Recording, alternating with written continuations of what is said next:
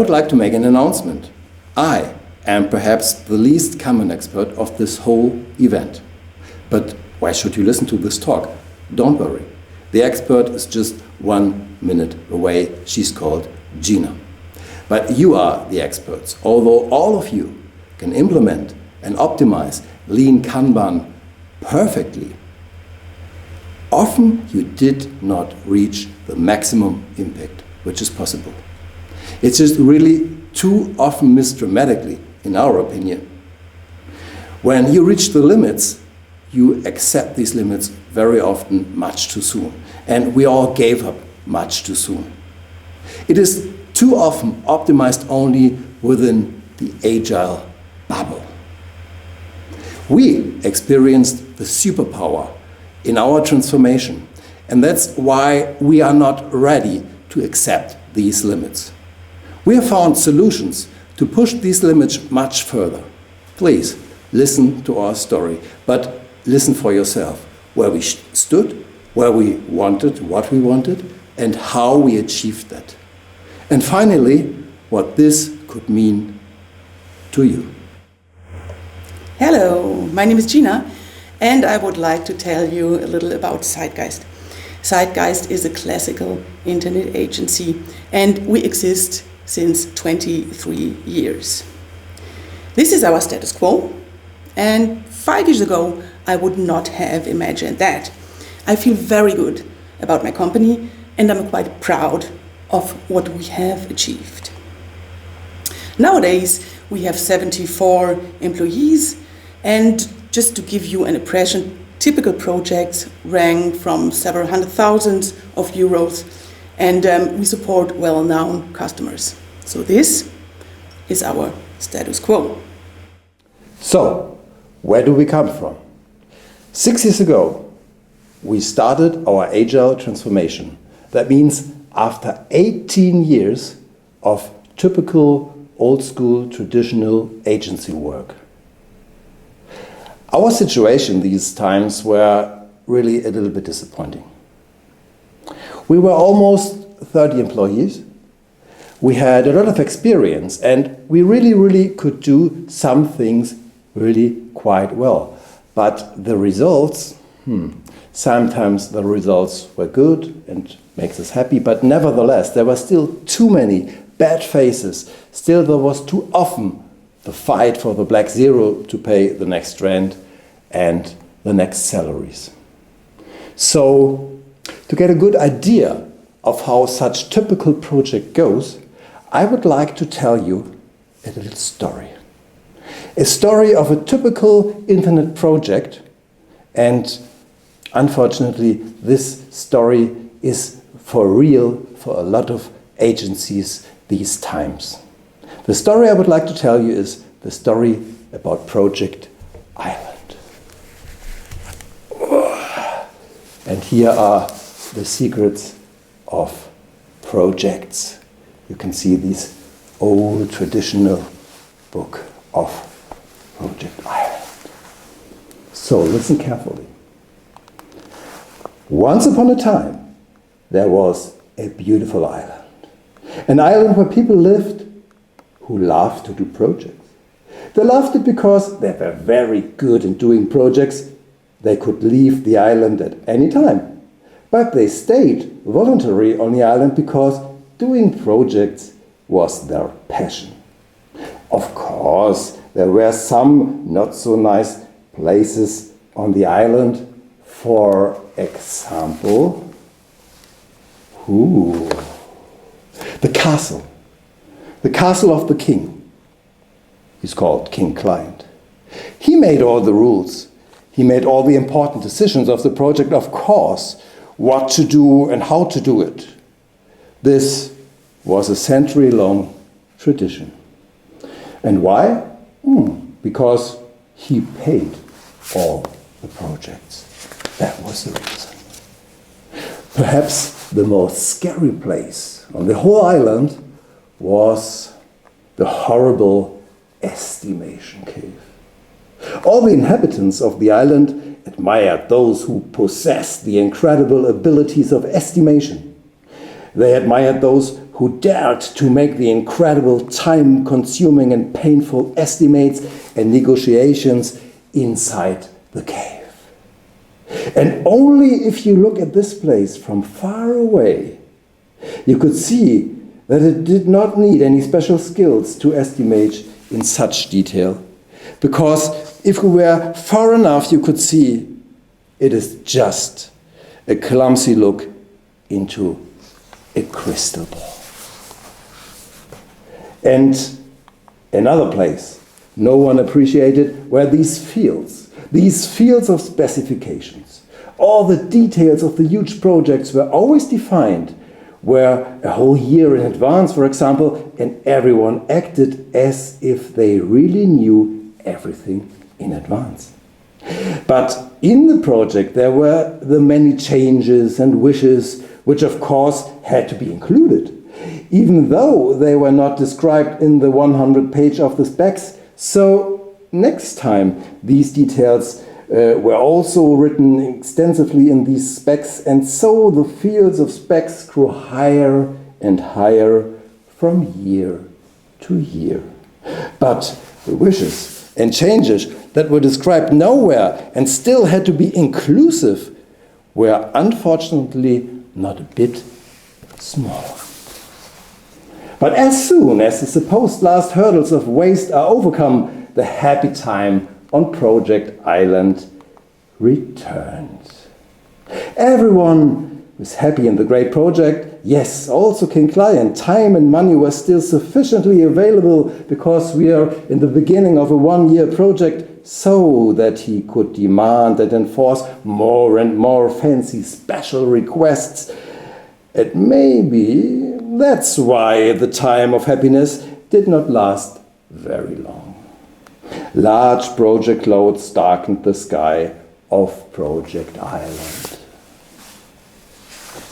The next scary place after this short period of happiness, trouble times began again. In the project, the constant fighting and eternal arm wrestling. Oh, my wife has seen this fancy navigation at IKEA or Porsche this weekend. That would be great for us, wouldn't it? And why is the shiny feature not included? So shiny, okay. It's never mentioned in the offer, but nor in the specifications, nor in the contract, but that's obvious. In this feature, that feature we have to have. It has to be inclusive. That's why we choose Zeitgeist as our agency. After 2 or 3 more endless meetings, okay, then we have to pay extra for this special feature and the other special request, and then all of these features has to be specified precisely, and the price we have to bargain again, and of course the timing has to keep anyway. Unfortunately, these fight clubs can be found on various locations on Project Island. And if they have not died yet, they bargain, they define, they estimate, describe and redefine. They theorize and argue and fight until today. And the moral of the story, there is none. But for you, much better. The best thing about this story of Project Island is this story is just a fairy tale. So 5 years ago, what was the situation of our agency? I found a bunch of nice people back then. I liked them very much from the beginning, but for me, not only the problem was obvious, but also the solution. And as you heard, we had a lot of problems. All the Project Island problems you heard of had some general effects, like we were not able to act, but were only reacting. We had only little innovation. We were not scalable, so we had no growth. All in all, we were not happy. So in the second half of 2014, we started to become agile at Zeitgeist. The idea for sure was to react faster and to balance demand and capability. So Sven and I developed a goal. First step was to set ourselves out to building cross-functional teams. At the first glance, Sven thought, that's not possible. But after some discussions, he began to see how reaction time could be enhanced by implementing decision-making into the team. Although he had the feeling to lose control from time to time, we never lost control. We simply slowly moved away from command and control. But as you all know, it certainly makes a big difference to have an idea and get it started. So what we did first was to create awareness, enhance communication, enhance transparency, enable involvement, and create acceptance for change. Taking care for the need of security. That is what I mean. The outcome was pretty clear, except of one person. Everybody wanted to move towards building cross-functional teams. We wanted to give all needed decision-making power into the team to react quickly. The idea was a little bit like going back to startup times when the company had 10 people and moved very, very quickly. So in January 2015, we met as one big team with 30 people, distributed in 4 departments like graphics, development, project management, and concept. After one day, we came back as 3 cross-functional teams. Such teams incorporate all skills we need to deliver a project, from first specification to delivery. The team scales from 6 to 11. We only excluded back office administration and acquisition of new customers. Everybody joined in the team building, so this was an activity of joint forces, not dominated by any executives. We gave some boundaries and a lot of leeway. Surely the outcome was not perfect, but for the first iteration it was pretty amazing, and the teams started to work right away. So everybody moved desks the next working day. So secondly, we decided for Kanban for the evolutionary change. We did decide for Kanban based on a core culture questionnaire. Everybody filled out anonymously, the one by William Schneider. You might know that. Here you can see an end-to-end board of our e-commerce team. You can see the upstream, the downstream, and the VIP limits. We use Kanban in every team. This is one of the boundaries we said you should use Kanban. Surely they started with what they did back then. So first steps was visualization and feedback loops.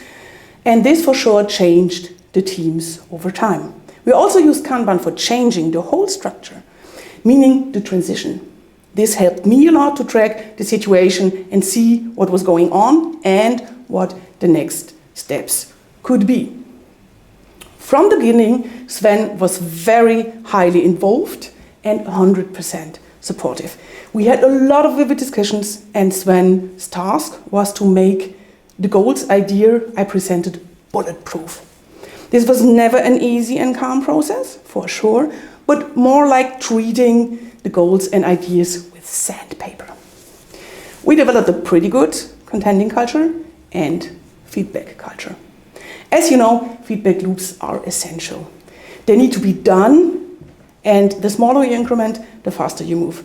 This only worked out because we enabled the teams from the very beginning to move on their own.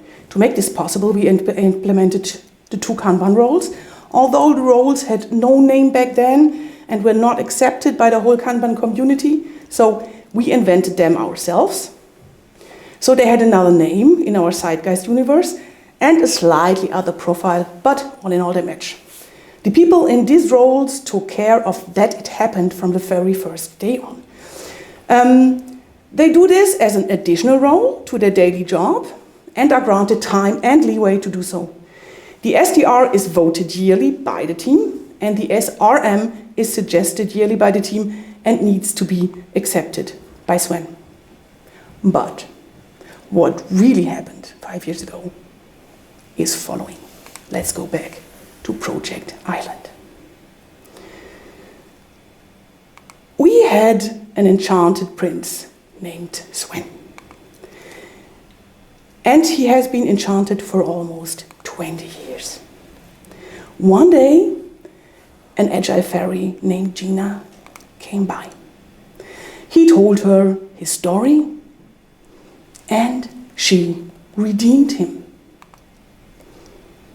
Abracadabra. And they found themselves at today's zeitgeist. This is the real story what happened. And they all lived happily ever after. Thank you, Gina. And it was so incredibly effective for us that there were so many benefits in this really smart Kanban stuff that we wanted to do more stuff of these cool, crazy Kanban stuff. And so we started as an old school agency doing old school business like all our clients, and we are turned into an agile company. But to be honest, we felt very, very lonely because we do not work for Zeitgeist projects. We had our cool teams and very agile, but we were in a kind of an agile bubble because we work for projects of our clients, and that was our situation. We were the agile bubble surrounded by all the old school stuff. Because the world of our client was absolutely different. They only know old school. Yeah, it was a little bit spooky what we are doing with them, and they told us, okay, maybe you are right, but then they really started to tell us their story, and it was always the same story, and it's the story of Project Island. And yes, they said, maybe you are right, and do whatever you want, but not with us. We want to work with you, but not this crazy agile way. At that time, I heard a talk from this guy from Vasco Duarte, and he is the evangelist from No Estimates, okay? And to make it short, the conclusion of his topic is estimates don't work. This shouldn't be new for you. You know that. Be honest. Therefore, the main question remains why you don't act accordingly. I mean, how is your reality? 20 times you make a huge and detailed estimation, and 19 to 20 times it fails. And you even know in which direction it will fail. But the 21st time you really believe and behave like, yes, this time it will really work. No, estimations do not work, so skip them. In big projects, you have offers, specs, contracts, the arm wrestling during the project. This whole bunch of waste is at least 30% of the project, of the time and of the money in the project, and this is a third which does not add any value to your project. So skip it. But then there's the client. He says, oh no, this is not possible for us. Maybe it's true and nice idea and you're so right, but no, not with us. It's not possible. Really, Mr. Ditz, it's not possible. So if you know examples from your own situation that are really impossible, I mean, impossible with the client, the project, the department, a special situation, or with a special person, it's maybe really not possible. If you're convinced that you know these kind of stuff, then please concentrate on the next slide. Focus now.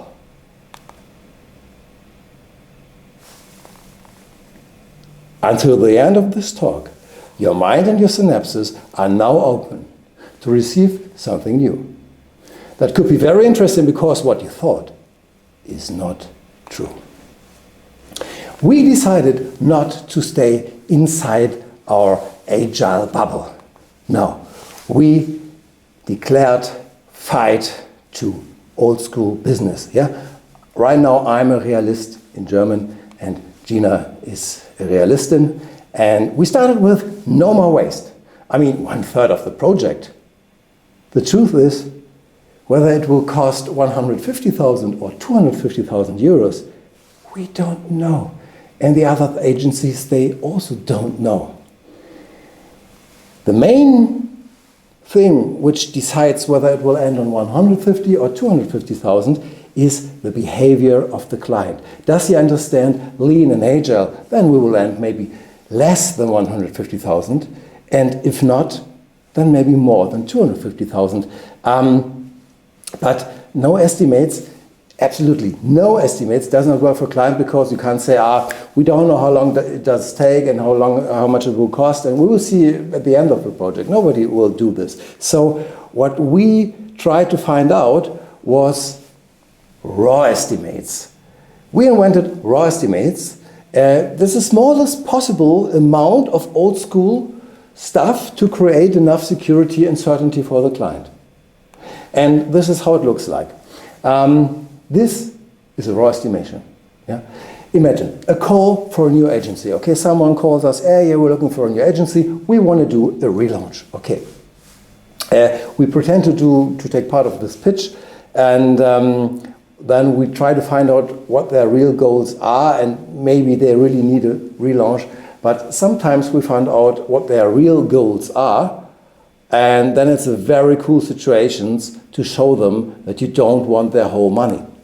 But this is how it looks like. After some talks with the clients, some calls, we have a huge raw, a raw estimation how much it could be. We can tell them we are able to do it within 250,000 euro, within 12 months, and we need this, 120 modules. And here are some examples here for the modules. And this is the whole description for the modules. There is no description text. I mean, there we have search, okay?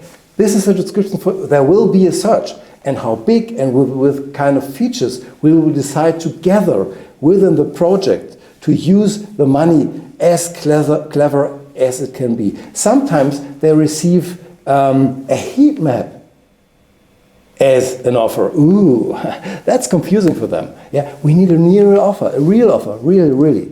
And the range, Mr. Ditz, it's very big. I mean, couldn't it be a little bit more specific?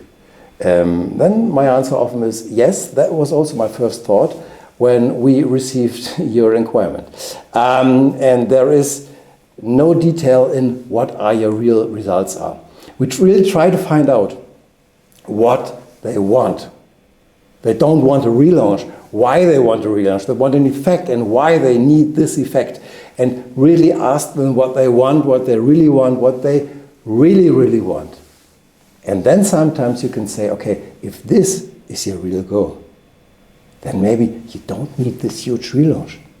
Maybe we can get this effect with just a small percentage of time and money, in maybe 50-60% of this wanted effect, in just creating some quick wins. And this is very effective. And then 2 days later, we have the first quick win workshop with them, and they see, okay, they are really consulting us. I mean, they don't want to take our whole money, and that really creates trust. And then, like magic, the pitch has gone.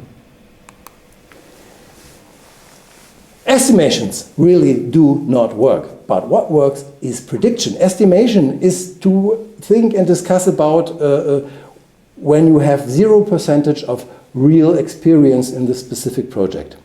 But after 1 week, you have the first numbers, and 2 weeks of and so we make a prediction. Predictions are possible. And so we are working in our real concept with prediction sheets. That means we have these kind of cool Excel sheets, and in these Excel sheets we have the name of the modules, and each week we just write down 1 means okay, it's done, and then 0.5 it's 50% done, and then we also type in how many hours we have been worked on this in this week for these modules, and this creates each week cool graphs where you can see, are we spending too much money, are we too expensive, are we cheap, are we fast, are we slow, and we create some extrapolations of the actual numbers, and we can talk with the client, and we always have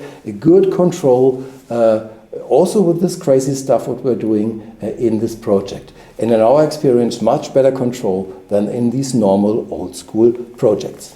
So, how do they pay us? They pay us per hour. We are really lean. We have 1 hour hourly rate. This is 120 euro per hour in creating digital projects. This is my rate, and this is the rate for our junior and junior developers as well. So there's only one rate. Very easy. Yeah, we write down our hours, we multiply them with an hourly rate, and then you get an invoice. And the cool stuff regarding the invoice is the following. If you don't like it, you don't have to pay. I mean, you didn't order something. We don't need a contract. No, we start without a contract. Yeah, we declare the goals with the client.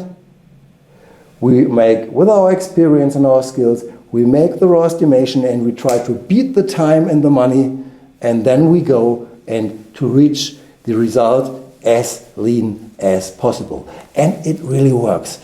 Here we have some blurry stuff, and all the green stuff, that means the extrapolation of these projects are right now that we will end under the raw estimation. I mean, we will be faster, and it will cost less than estimated. So, we are sitting in the same boat with our clients, working together on eye level. We want to save his money. We very often say, well, this is a fancy idea, but I think you don't need it. I mean, we don't want this money for this. We think it's already done.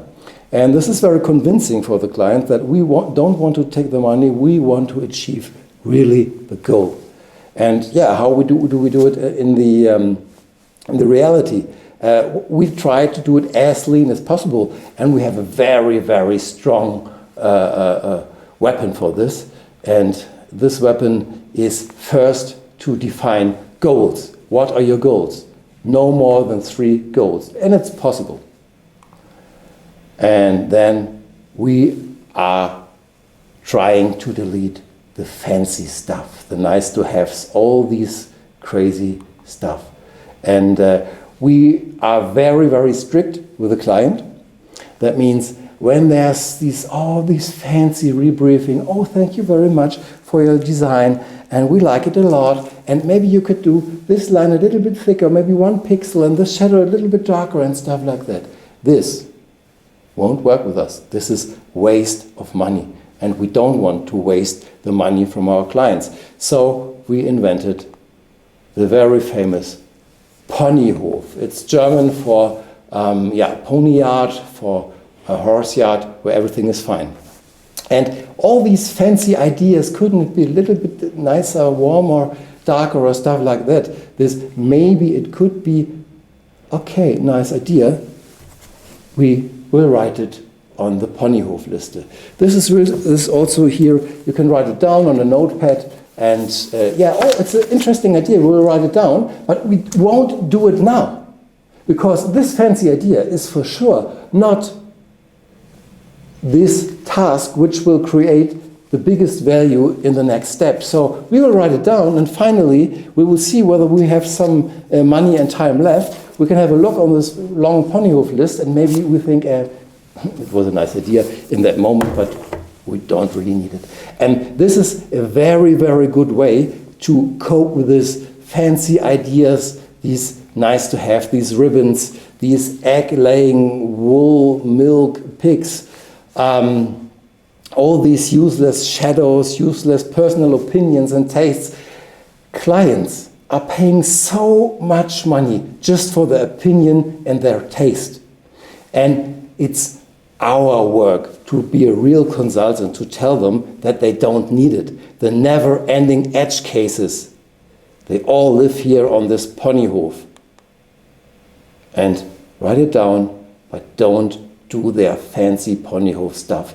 This creates the biggest amount of things you can you can spend less for your projects. So this is very, very effective. And then you are able to build house with roofs, not the best entrance door and gold and shiny, and finally you don't have any money for the roof. We build a house which will fit to your expectations, which will achieve the defined goals. Not everything is super duper, but it will achieve the goals. And do everything in 80%, then there will be 20% money and time left, and then we can decide which of the fanciest wishes from the Ponyhof list maybe we can do and which will create the biggest value for the project. So the clients sometimes say, yeah, you're right, but we don't want to do it. You don't have to start with all your clients at the same time. Wait for the right moment. And for every client, there will be the right moment. And there's also a kind of magic trick to achieve this. We had a client where everybody said, after 1 year of RE.A.L, everybody said, oh, really so cool, but this client, he will never do it that way.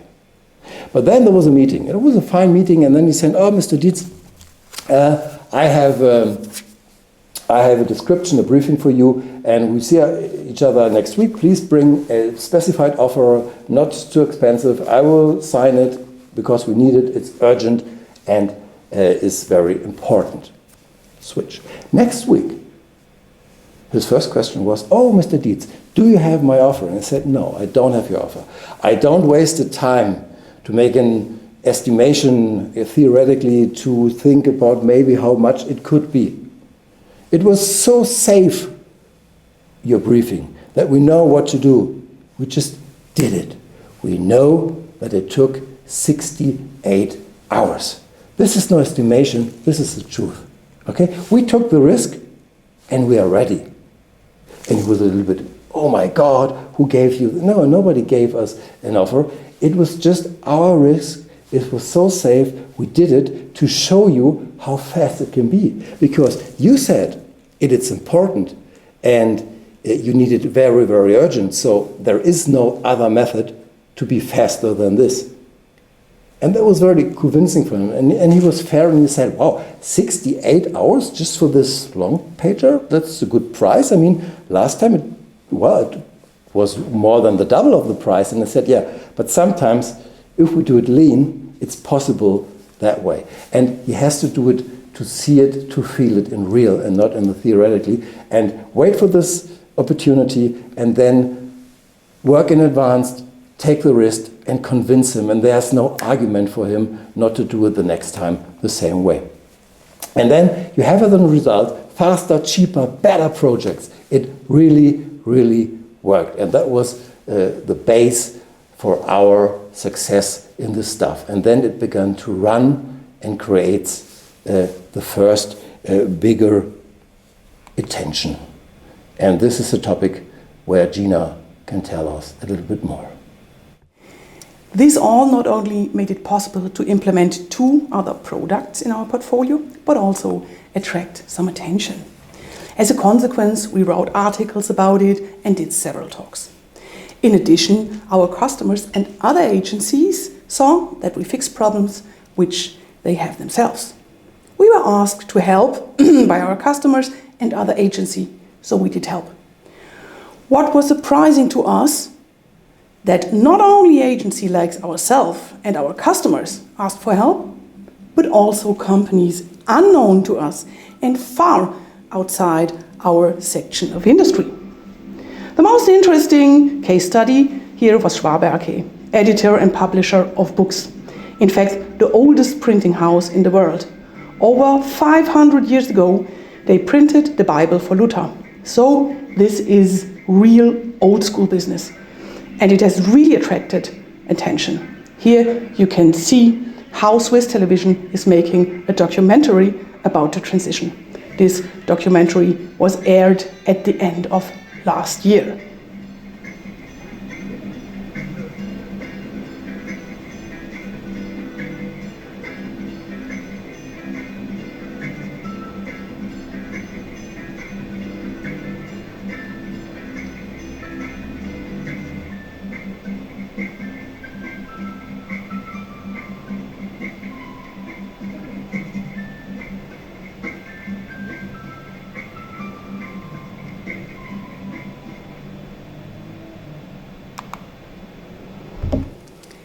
this led us to the decision to set up another company, Zeitgeist Agile Transformation. So, you might ask me what the main reasons are why such a transition can work. Now, I give you the 6 lessons I learned.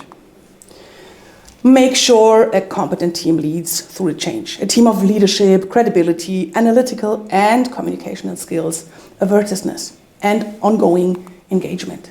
Repeat, but do not lose patience. People change slowly, and so be aware of that. Give them time and take the time to explain and discuss things which are going on. This applies internally as well as externally. So you need patience with your people as well as with the customers. If you want to dig into this, I recommend Daniel Kahneman's book, Thinking Fast and Slow. Put a lot of value on a good community.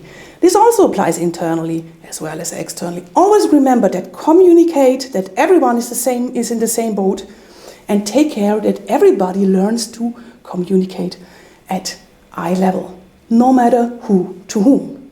On the long run, this will convert your culture. Use Kanban. Kanban is an excellent way to evolutionary change systems. Take care that you really know what Kanban is, really is. This counts for everybody, but especially for the CEO and the management level. Embrace Kaizen and remember, be like water. It flows around the stone, but in the end, it cuts canyon into continents. Pay attention to trust. This is one of the core values, internally as well as externally. This may not be easy to achieve in a competitive world, but there is a simple trick that means a leap of faith. This also applies internally and externally. The effect is clear. Just lead by example. The others will follow. Follow Kotter. John P. Kotter is a thought leader in business leadership and change. In my opinion, you are well advised if you follow John Kotter's 8 steps process for leading change. It is a good framework for Kaizen. I highly recommend his books, Our Iceberg is Melting, Changing and Succeeding Under Any Conditions. It's a short and easy to read book and a simple fable.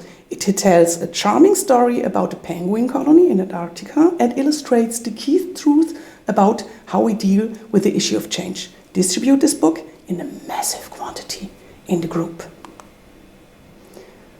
So, how do I get the customer to stay lean continuously? So thank you, Gina, for your core learnings. And this leads me to the last question, how to leave the agile bubble.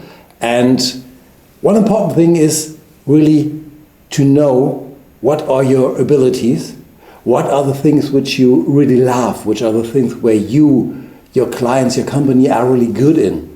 And don't try to sell everything to everyone. This is the best strategy. And if you know what you really love and how to do the projects, and all of you know how is the best way to do the projects, don't stop at 50%. I mean, all of you who are watching these kind of talks at Enterprise Agility Europe, no, everywhere. Okay, I admire your skills, your knowledge about Kanban and Lean, but please do not stop too early. Don't believe the stories of the clients that this is not impossible. Try all these magic tricks. And one of the magic tricks is shift the perspective. I mean, view it from their perspective and you know what is possible and change the reality. If you can't convince them in the theory, just make it happen. I mean, that was one of the main tricks, the magic trick. Don't bring an offer. Bring the already ready project, which is already programmed, and he can use it, and then he knows that these 68 hours are possible. And don't believe the briefing, the input from the client. Find out what they want, what they really want, what they really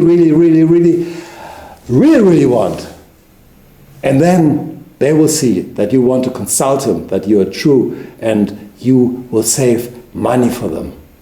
And this is finding out core goals, the biggest problems, and the leanest, the fastest, the smallest solutions. Find out all these stuff which helps a lot very fast. And then just do it.